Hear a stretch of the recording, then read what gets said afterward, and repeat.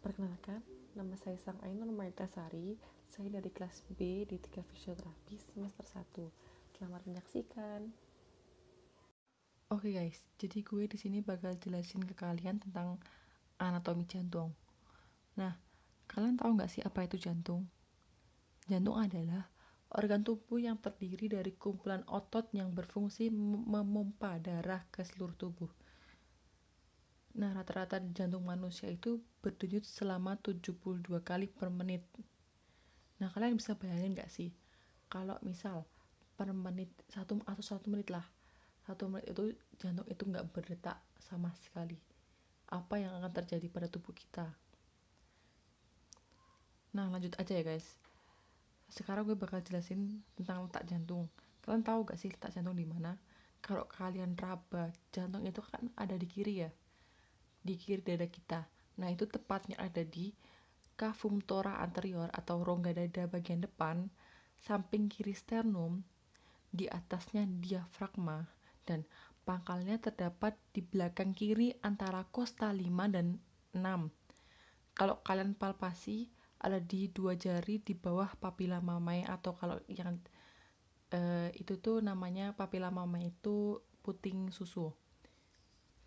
Nah, untuk jantung sendiri itu besarannya besar jantungnya itu seperti kepalan tangan individu. Jadi kalau kalian mengepal tangannya, nah itu jantung kalian, guys.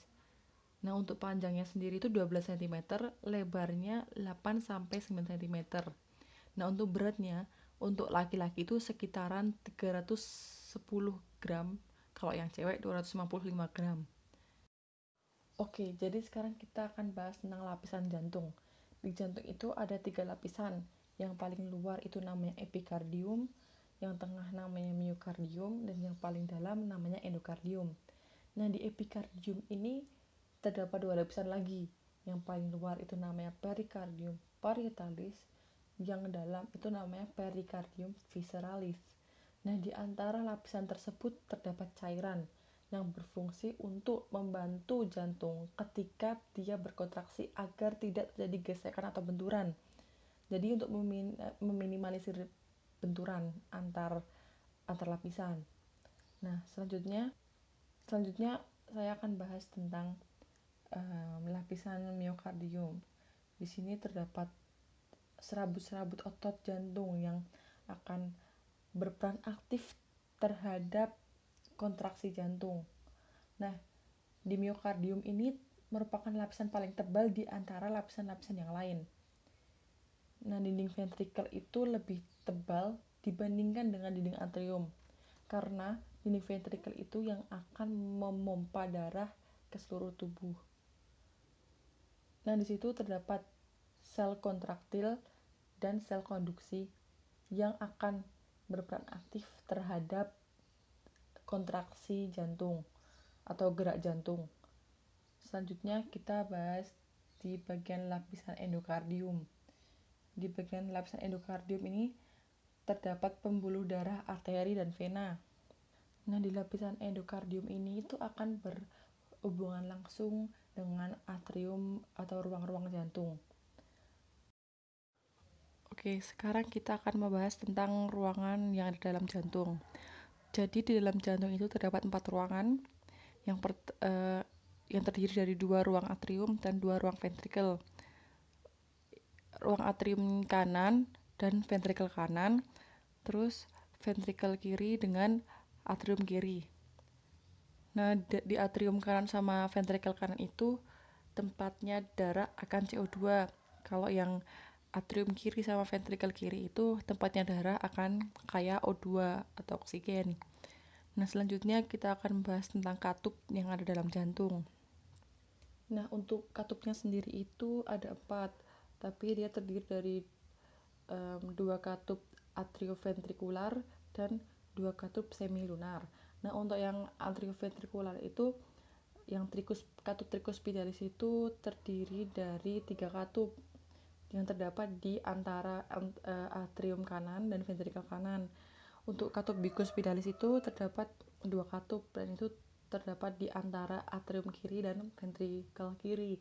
Nah, untuk katup semilunar sendiri itu terdapat 2. Nah, untuk katup pulmonik itu terdapat di ruang jantung antara ventrikel kanan dengan ductus itu pulmonary artery yang dia akan menuju ke pulmo. Untuk selanjutnya katup aortik itu terdapat 3 katup di ventrikel kiri dan berbatasan maksudnya di bagian ventrikel kiri dengan aorta. Nah, selanjutnya kita akan membahas tentang kelistrikan yang ada dalam jantung. Nah, selanjutnya kita akan membahas tentang kelistrikan yang ada di dalam jantung. Nah, kelistrikan ini yang akan merangsang jantung untuk berkontraksi. Nah, yang mengatur kelistrikan itu S-anode. Jadi, S-anode itu yang membuat ritme jantung atau pacemaker yang membuat sinyal-sinyal kelistrikan dalam jantung. Nah, kemudian S-anode akan disalurkan ke AV node, yang AV node akan disalurkan lagi ke bundle of His, yang bundle of His itu akan bercabang ke kiri dan kanan di dalam septum jantung, dan kemudian akan disalurkan lagi ke serat Purkinje. Serat Purkinje tersebut seperti serabut-serabut yang menjalar di dinding ventrikel, yang kemudian setelah impuls itu disampaikan ke serat Purkinje itu, maka jantung dapat berkontraksi. Nah, untuk S-anode ini terletak di dinding atrium kanan dan terdapat atau menempel pada pintu vena cava superior. Nah, kalau untuk AV node itu terdapat pada sebelah dinding atrium kanan dan dekat oleh katup tricuspidalis. Untuk bundle of His-nya itu di antara ventrikel kanan sama ventrikel kiri atau di bagian septum jantung. Kemudian untuk serat Purkinje-nya itu terdapat pada pinggir dinding, jadi di ventrikel, dan itu tuh kayak merambat gitu, kayak akar-akar kecil yang akan merangsang otot untuk berkontraksi. Oke guys, jadi itu aja yang dapat saya sampaikan. Kalau terdapat kesalahan dan kekurangan mohon dimaafkan. Terima kasih. Wassalamualaikum warahmatullahi wabarakatuh.